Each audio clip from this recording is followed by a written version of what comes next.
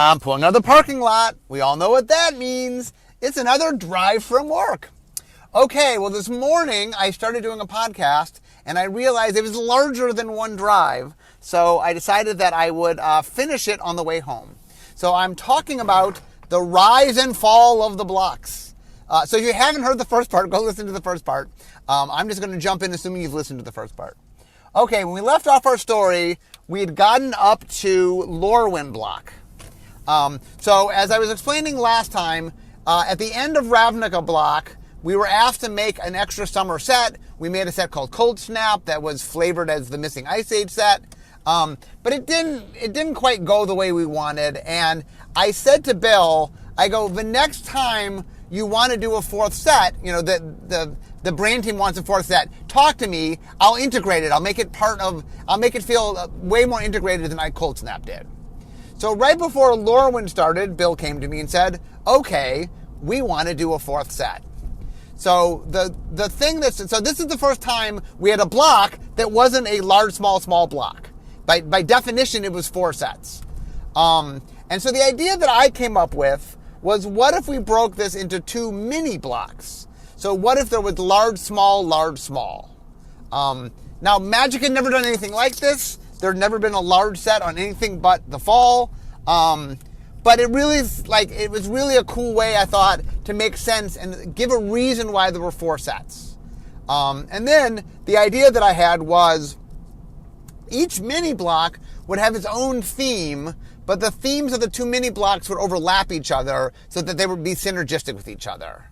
And we kind of knew going into it that we wanted it to be, the first set we wanted to be creature type, because Onslaught had gone really well, and so we wanted to do another creature type block.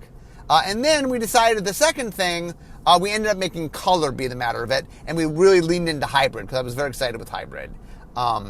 So this introduced something a little bit different than we had done before with blocks, and the idea was that the block structure sort of divvied up what was going on, and instead of having a single block, had multiple pieces to the block. And so there was Lorwyn and Morningtide, and that was playing around in the space with creature types. The way it ended up playing up is Lorwyn was about races, and Morningtide was about classes. A little complicated looking back. And then when we got to Shadowmoor and Eventide, we played around with hybrid. We did allied hybrid in the first set, and then enemy hybrid in the second set. And that really opened up our eyes to the idea that, you know, we're not quite as locked in. Like, we had spent so many years in the large, small format that it sort of said, hey, you know what? We have some freedom and some flexibility. And that was the first thing that really said, you know, we can do things a little differently.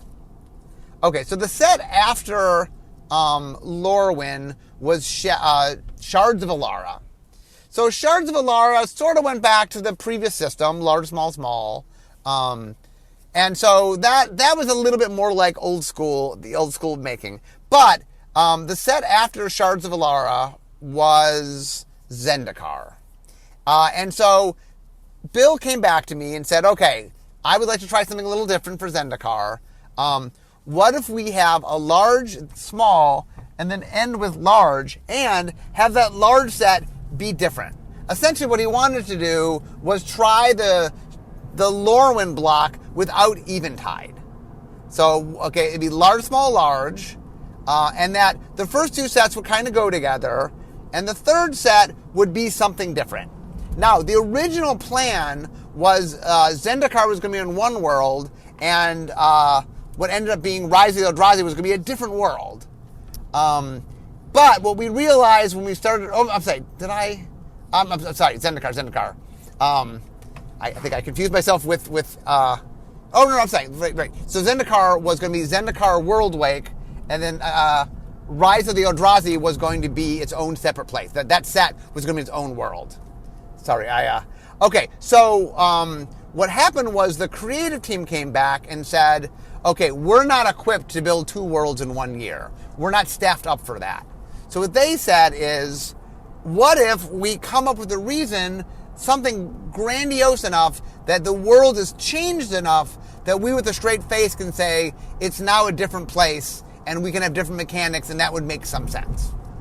And so the whole idea of the Eldrazi was born, the idea that there's these creatures trapped inside the world, and when we come to the world, it's this dangerous world, but you learn that the reason for that is these creatures are trapped inside it. And at the end of the second set, they get released. So the third set is about the rise of the Eldrazi. They've come out and they reshape things. And so the way we built that block was we built Zendikar and Worldwake as kind of its own thing. And then Rise of the Eldrazi was really built as it was a different set. It had the same setting because the creative team didn't feel they could completely redo the work of a new world. So it was Zendikar, and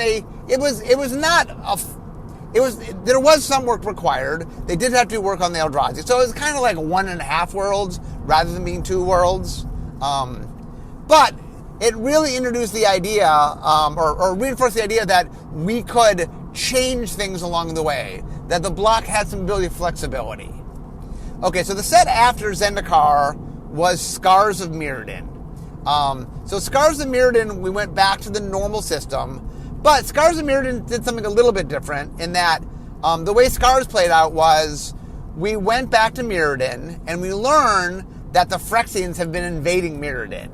And then the middle set was a war, and then the final set, which was a little bit bigger, more a medium set than a small set, we told the audience what's going to happen. We don't know. There's going to be a giant war, and then if one side wins, if Mirrodins win, it's going to be Mirrodin pure. But if the Phyrexians win, it's going to be new Phyrexia.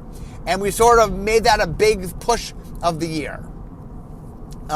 Like at the pre-release for Mirrodin Besieged, which was the middle set, you got to pick the side you wanted to fight for, and the set was split in half. So that set was, once again, it was a large, small structure, but we were really playing around with the idea of, new Phyrexia really had a different feel to it, and there were mechanics in it that weren't mechanics some mechanics carried over.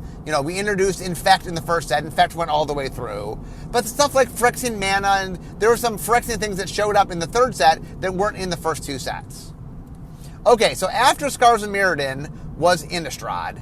And we had, I think what Bill really was interested in is what if there was a second large set every other year was what we tried for a while. But we'd gotten information from Rise of the Eldrazi that the audience was a little bit upset that there wasn't any continuity, mechanically speaking. For example, Innistrad had introduced double-face cards, and Dark Ascension had double-face cards. I'm sorry. No, that's the wrong thing. I'm saying the wrong thing. We had done Zendikar, and there had been, Landfall, and there had been, there's stuff that we had done in the first 2 sets, mechanics that we, kicker and stuff, and the third set had none of the same mechanics. So when we were doing this set, we're like, okay, well, let's see if we could carry over something. Not everything, but something. So we were going to do large, small, large again, but this time the large would be a little more connected. It was on the same world. So in this world, what we decided was things were really bad, but Avacyn gets broken out of the Hell Vault and things get better for the third set. So the monsters are on the run for the third set. So the monsters are the humans are on the run for the first 2 sets, and then kind of the monsters are on the run for the third set. And like I said, we carried a little bit more over, but as I was explaining, I realized I jumped ahead of myself. We were worried with the double-face cards. Not we, I had confidence in them, but there was some concern with double-face cards that maybe the audience wouldn't like them. So we hedged our bet a little bit, and we did them in Innistrad and Dark Ascension, but we didn't do them in Rise of the Eldrazi. And that, by the way, would be one of the big complaints about Rise of the Eldrazi. People wanted to see them.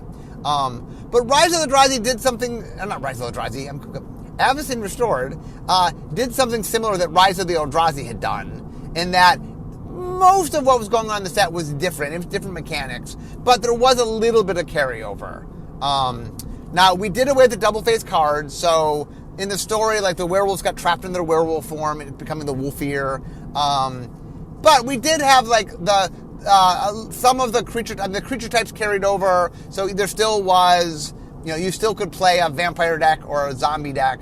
There was a little bit more human, humans had shown up as a creature type, but we for the first time really did more to bring humans together with things that cared about human as a creature type a little bit more so. Innistrad had done like equipment that humans were better at using and stuff. But it really let you sort of build more human decks that had been easy to do in just Innistrad. Okay, so after Innistrad was Return to Ravnica. So Return to Ravnica said, okay, we've now experimented with large, small, large. What if we try something a little different? And so this time we went large, large, small. So the idea was, instead of going 4-3-3 like we did last time with the guilds, what if we broke it up into 2 sets? We did 5 and 5. And then, because we had an extra small set at the end, we tried something crazy with the Dragon's Maze. We did 10. So 5 and 5, and then the last set sort of gave you a little bit of everything. And the interesting thing here was, this was the first time we did a large set as the second set. We had done large sets as the first set for years. We'd done large sets as the third set a couple times, but now we were trying it as the second set. And what we found was, as they were more connected, as Return to Ravnica did, the 2 large sets felt a lot like one really giant set. Players were more excited. And like one of the trends that we always had to watch with the old block system was the way it tended to work was, let's say people played the first set at 100%. The second set was never at 100%. It might go down to 80 to 90%. And the third set might go down even more to like 70 to 80%. It would shrink over time. And that what we found was people were getting a little tired of the block. As the block went on, we had this third set block problem. So, Theros, which was the next set after Return to Ravnica, we tried something where we purposely withheld some stuff from the second block to put in the third block. Enchantment Matters, the set was very much about enchantments, but all the Enchantment Matters constellation, the things that made you want to play a lot of enchantments, we held that off into the third set. But what we found was we just kind of made our second set the third set, and then the second set kind of suffered. And really what Theros drove home to us was that we started to understand that 3 sets just is a little bit too much. That we had some successes, Ravnica was a success, but without a really compelling sort of 3-partness to what your block was, the blocks tended to trail off. The people were excited when we started in the world, but as the world went along, they lost interest with it. And that we were just overstaying our welcome. And so the set after Theros was Kaladesh. And so we decided to try something brand new, starting with Kaladesh. Oh, I'm sorry. Kaladesh wasn't Theros. After Theros was Khans of Tarkir. So Khans of Tarkir was our last sort of normal 3-set block. And again, we were experimenting because we were trying to find different ways to do things. We were back to large, small, large. And so the idea for that set that I came up with was, what if the middle set wasn't drafted with both sets? What if the first and last set were different, but the middle set, there was some reason that you drafted the middle set with both sets? We came up with our time travel story. The middle set, it was the past. So you drafted with the first set because that was the timeline. But once the timeline got changed, now you drafted it with the new timeline, which was the third set. Khans of Tarkir was very popular. Dragons didn't go quite as well. Once again, in trying to sort of stay in one place, we found that we were overstaying our welcome a little bit. And so, after Khans of Tarkir, now we get to Kaladesh. Oh no, we don't get to Kaladesh. I keep jumping ahead. After Khans of Tarkir, we get to Battle for Zendikar and Shadows over Innistrad. Sorry, I was definitely jumping ahead of myself. So, Battle for Zendikar, we decided to go back to Zendikar. Originally the plan it's going to be a full 3-set block, but we decided that we wanted to shift from 3-set blocks to 2-set blocks. And that 3 sets was just too long. We sort of looked at all the numbers and all the data and said, look, we're just sticking around too long. So let's try, instead of making our block so long, we had some issues with the core set. We said, okay, what if we got rid of the core set and kind of followed the model that we had established with Shadowmoor? What if a Year of Magic was 2 different blocks, large, small? And the idea was, originally we were going to go to Zendikar, and the following year we were going to go to Innistrad. And so we decided to do them all in 1 year. So Battle for Zendikar, instead of being 3 sets, ended up being 2 sets. 1 large set, 1 small set. Same with Shadow over Innistrad. 1 large set, 1 small set. And the idea with these sets was we were going back to worlds, so we tried to change them up. Battle for Zendikar had a giant war, so instead of being the adventure world you kind of had seen before, it was about the adventure world banding together to fight against these aliens that had invaded their world, basically. And then Shadow over Innistrad, instead of doing more gothic horror, we leaned into cosmic horror. And we still were doing horror, it was a horror world, but we kind of shook it up a little bit. And in the story, what we had done is we connected the stories, although we were being a little shy, we were being a little sneaky about it. So in Battle for Zendikar, we see the Gatewatch come together for the first time, and they fight against 2 of the Eldrazi Titans. They fight against Ulamog and who was it? Not Emrakul. Emrakul was the third one. It was Ulamog and I'm blanking on the. Okay, I will come up with that. But they fought 2 of the Eldrazi Titans, end up destroying them, and the third Titan was missing. So then the next set we go to Innistrad, and there's a mystery on Innistrad, and Jace is investigating the mystery. And what we come to learn was that Emrakul, the third of the Eldrazi Titans, had been lured there, and the havoc that was going on Innistrad was because of Emrakul. So we had sort of tied, and not only that, the Gatewatch, which had shown up and formed in the first set, show up in the second set, because Jace goes there first, and then he calls the team. And then not only does the mystery get solved, Liliana joined the team. There definitely was the story was more continuation. And so, and this is the start of sort of the Gatewatch story, if you will. We decided we wanted to sort of bring some of our main planeswalkers together, to give a reason why they're interacting with each other. Because what we had found was they kept kind of running into each other, and we wanted a reason to more build bonds between them and relationships. And so they're together not because they keep running into each other, but because there's some larger thing at hand. And so we made the Gatewatch, which was a banding together of planeswalkers. Originally, it was Gideon and Jace and Chandra and Nissa. And then when they come to Innistrad, Liliana joins them, so that there's not one for each monocolor. And then along the way, other people would join.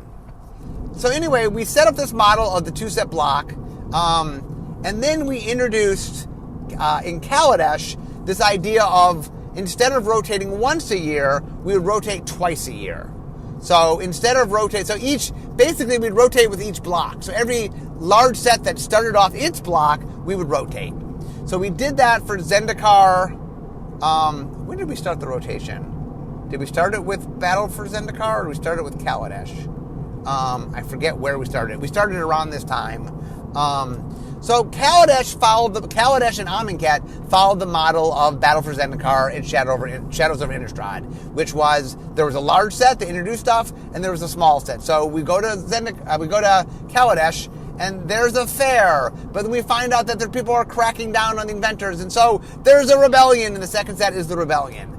And then in Amonkhet, the Gatewatch is they realize Nicol Bolas is up to no good. They figure out that he's at Amonkhet, and so they go there, and they find this creepy city that these people pray to Nicol Bolas as a god, and they do these trials where they die, and, what is going on? And then you come to realize that they fell for a trap. The Nicol Bolas had trapped them, and they get the butts handed to them, and Nicol Bolas ends up sort of fleeing, and we realize that there's a larger plan at play here, that he has his zombie army. What is he doing with the zombie army? And we don't quite know, but it ended up, we didn't tell the audience at the time that we were doing a 3-act structure, once again, kind of like we did with the Weatherlight Saga. We were telling the story in 3 parts over 3 years. We didn't quite tell the audience, when they showed up to defeat Nicol Bolas, the previous year, they had solved everything in a year. So we're like, okay, you're going to assume they show up and they defeat Nicol Bolas. But they didn't. They lost. and we set up the larger story. So the year after that was Ixalan. Ixalan followed the same model, large set with a small set. Jace, ramifications of what happened in Amonkhet, ends up jumping but losing his memory, and he ends up in a place that he can't jump away from, and he doesn't know what's going on. So we get to Ixalan. Ixalan is sort of our Mesoamerican-inspired world with pirates and dinosaurs and such. But what we realized along the way as we were sort of making this was the plan had been for Dominaria to have a large set and a small set. And we realized that the system wasn't quite working the way we wanted it to. That the two set blocks, we were having the same problem. People were getting very excited for the large set, and then it was petering off for the small set. And that's when we decided, okay, let's stop doing small sets. Small sets seem to be part of our problem. What players really like is large sets that are thematically their own thing and that you draft by itself. That seems to be what players were the happiest with. So what we did is we audibled back, we made Dominaria just a single set, and then the extra slot, we brought back the core set. And so we then said, okay, so the new model we said is, okay, we're going to make large sets and only large sets, but we're going to allow ourselves to stay places as long as we want to stay. So the next year was 3 large sets. They all happen to be taking place in Ravnica, so it's kind of ironic that when we sort of go to the single set system, happened to be when we stayed on the world for 3 years. Basically what happened was we wanted the finale of the story to be in Ravnica. We wanted Nicol Bolas to thread in a place that mattered to people. Ravnica was probably the most popular plane, and so we wanted to end it there. But we also knew if we went back to Ravnica but kind of didn't offer up what Ravnica was known for, that we thought the audience might be upset. So what we did was we did a third trip to Ravnica, Guilds of Ravnica and Ravnica Allegiances. And so those were large sets. They were drafted by themselves, kind of much like Return to Ravnica and Gatecrash had been. And then the third set, which was War of the Spark, which ended our big storyline, was its own large set. It did take place on Ravnica, but it was its own storyline. It was not, Ravnica was more of a backdrop for the story than it was the mechanical heart of the story, if you will. It wasn't about the guilds. The previous 2 sets had been. It was about an event, a story. So we were doing what I've dubbed an event set, which meant it was all about the culmination. There's this giant war. It's Bolas and his army of undead from Amonkhet trying to capture the sparks of all the planeswalkers, or many of the planeswalkers from across. And the set had all the planeswalkers in, or many of the planeswalkers in it. There were 36 planeswalker cards, plus 37 as a box topper. Something we never, normally the largest we had ever done before was 5 planeswalkers. And this set had 37 counting the box topper. That is a lot more than normal. And so we had done that, and once we had done that, the idea was, okay, well, I think originally the idea was we were going to do Eldraine for 2 sets, and then realized, you know what, let's experiment a little more. Let's see how the audience feels about single sets.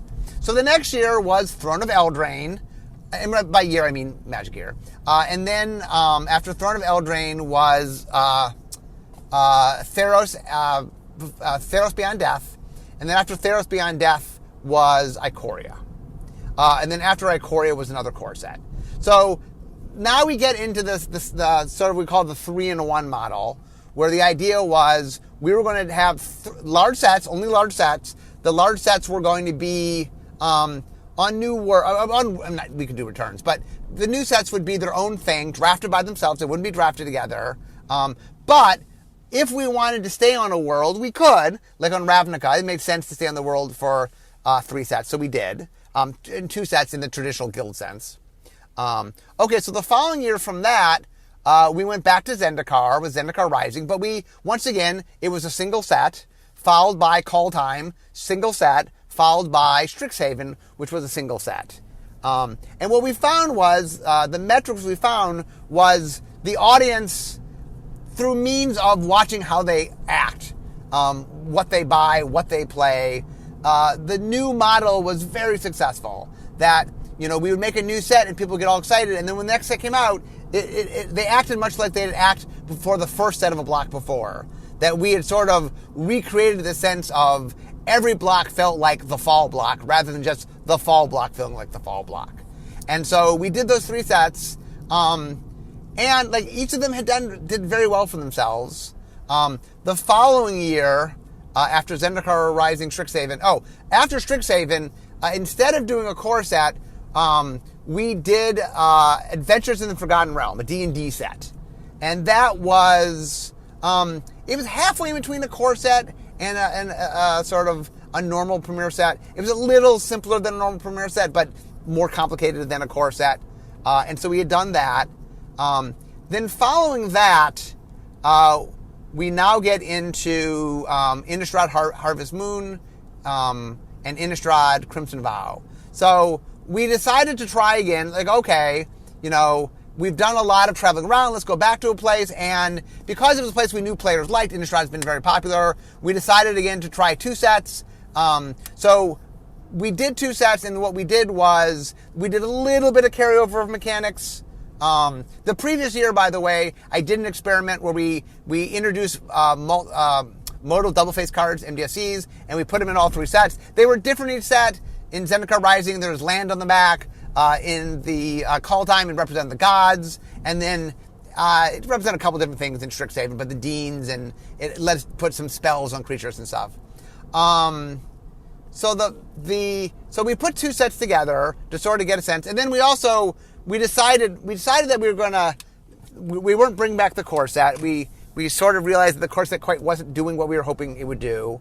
And we readjusted when the sets came out. So Crimson Vow, for the first time ever, we had a second set in the end of the year. So one set came out in September, the other set came out in November. So Crimson Vow was in November. So we demonstrated that we can stay on a world we want to stay on a world. And when we stay on a world, there was a little bit more overlapping. The werewolf mechanics stayed, day-night stayed between the 2, although day-night did more in the first set. It was only on werewolves in the second set. We evolved what the spirits had been doing, and we did make mechanics that were synergistic with each other. So like the zombie mechanics between the 2 sets, we didn't overlap them, but if you played them in standard together, they were synergistic together. That was done on purpose. And then after that, we did Kamigawa, Neon Dynasty, and then we did Streets of New Capenna, and then for the... I'm sorry, so that was right. We had moved the set back. So those are our 4 sets for the year, for the Magic year. Now, I know there are people online that are really championing the return of the blocks, that we need to go back to the way things were better when they were blocks. I have to say that's not the data we have. Blocks had a degradation that we do not have with the current system. That people sort of treat all sets now like they used to treat the fall set. And that wasn't true during the block system. Not the 3 years, not the 3-year block system, not the 2-year block system, not the blocks of 3 sets and blocks of 2 sets. Like I said, we are experimenting with, no one says we can't be on a plane more than one, and we've experimented with that. Obviously, we were on Innistrad 2 sets, we're going to be on Dominaria 2 sets. But what we are finding is we need to make sure that each set has its own identity to it, and that it's something that feels like for example, I think Dominaria United and Brothers War, while both being on Dominaria, have a very different feel to them and feel like their own sets, even though they are overlapping on where they take place. And that is something we are being conscious about, meaning that the new block structure allows us some flexibility of how we want to do things, but we really want every set to be the exciting point. We want every set to be the entry level. We want every set to be the thing that people can go, ooh, this sounds exciting. I want to play. And that is, now, one of the things that I get comments on also is, okay, occasionally you have 2 set blocks. Why not you do that on new worlds? And that is a lot harder. We do not have the data on new worlds. We make a world, obviously we're trying to make the best world we can. We are trying to make exciting worlds, but it's a lot harder for us to sort of plan and do something where we don't know the outcome. It's a very big risk. And one of the issues we had with the old block system was we'd get on a set where people were excited for the first set, but then attention went down. So if we're going to do a second set, there has to be a very strong, compelling reason. I'm not saying we can't do it on A New World. Maybe one day we will do it on A New World, but it's a higher bar. The barrier we have to cross is just, there's a lot more to get confidence that we need. Hopefully the point of this two-parter is to just show you that there's been a lot of evolution over years on how the blocks function and what the blocks did. And, I think it's been very, as someone I started working right before Mirage. So I was here, Alliances was the first time we even tried to connect things. So I've been here from the very first second that we tried to sort of make blocks a thing all the way to the present. And I think one of the things that's cool about Magic is that Magic evolves and that the technology of making sets evolves. And I think the current system allows us a lot more freedom to do things. Now, I do know that the old system, the 3-block system, stories have a 3-act structure to them. And when stories were told connected directly to a 3-act, block, that made things a little easier. I think the answer to that is I think we can still tell stories. I think you'll see this next year. Look, we're telling a story over multiple sets that you don't necessarily need to be in the same place to tell the story. We have characters that can travel from world to world, and we want to be telling a compelling story, and I think we can do that. Part of what's happening is, whenever we change something, we have to adapt to the new system. And so it took us a little while to get our feet on what's the right way to tell stories in this new system. But I think you'll see upcoming with the Phyrexian storyline that we're getting a better handle on how to do that. And so I think the idea that we'll be on different worlds, there will be a cohesive sense to what the story is. And I hope you guys will enjoy that. So anyway, I hope this has been... When I started today, so one of the things that's really interesting, I'm almost to my house here, is when I start making a set, I don't always know exactly what I'm going to say. Sometimes I map it out, but a lot of times it's like, I know the source material, I'll just start talking and see what happens. And if it goes horribly wrong, I can record it again. This one I was really most of my way to work when I realized no in the world was I going to finish. So I like that this podcast format allows me the freedom to adapt, and my one-parter could become two-parters. So sort of keeping in theme with today, if we have a reason to have a second part, we will have a second part. But it really will be, the set has to call for it, and that's what's going to make us want to do that. So anyway, I hope you guys enjoyed sort of the historical jaunt through the lives of the blocks. It is interesting. I apologize when I'm driving and doing things off the top of my head. I do miss things a little bit. I think I caught every mistake I made and corrected it while I made it. But thank you for joining with me. Like I said, it's funny that I now do some podcasts at home. In some ways, it's easier to do podcasts at home because, like, for example, I don't have to drive and I can focus a little more. But there's something really organic about the drive to work, so I like actually driving to and now from work. So I have been enjoying that. But anyway, I'm now on my street. So I hope you guys have enjoyed this two-parter, and I hope it was illuminating. I really, really have fun getting into the history of things. So anyway, but I see my house. So anyway, guys, we know what that means. This is the end of my drive to home. And that means instead of talking Magic, it's time for me to have some dinner. So anyway, I hope you guys enjoyed it, and I will see you all next time. Bye-bye.